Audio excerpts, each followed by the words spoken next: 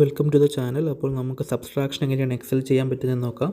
അതിന് അഡീഷൻ നമ്മൾ നോക്കിയപ്പോൾ സെയിം നോക്കിയപ്പോൾ തന്നെ നമുക്ക് എയും ബിയും ഇടാം. എന്നിട്ട് C equal to A minus B എന്നിടാം.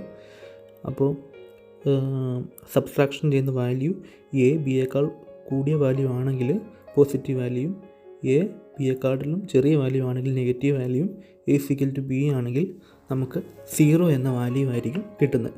നമുക്കപ്പോൾ ഫസ്റ്റ് എക്ക് കുറച്ച് വാല്യൂകൾ ഇട്ട് നോക്കാം.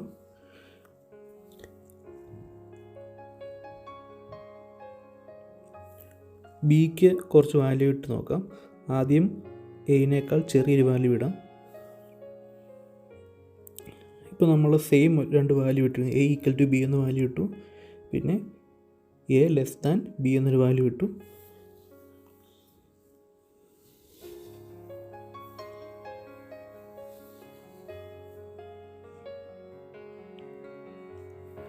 Okay, now C3 is equal to A3 minus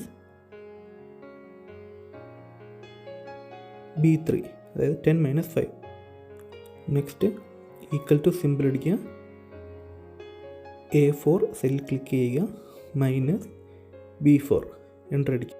C5ലെ value C3 C4 equal ആയതുകൊണ്ട് സെയിം ഫോർമുലാസ് ആണ് വരുന്നത് കൊണ്ട് നമുക്ക് C4 ക്ലിക്ക് ചെയ്ത ശേഷം ആ സെല്ലിൻ്റെ റൈറ്റ് ബോട്ടം കോർണറിൽ പിടിച്ചിട്ട് ഡ്രാഗ് ചെയ്യുക. C8 വരെ ഡ്രാഗ് ചെയ്യുക. അപ്പോൾ മുകളിലത്തെ സെയിം ഫോർമുല, അതായത് എ മൈനസ് ബി എന്നുള്ള ഫോർമുല ഫുൾ അപ്ലൈ ആകും.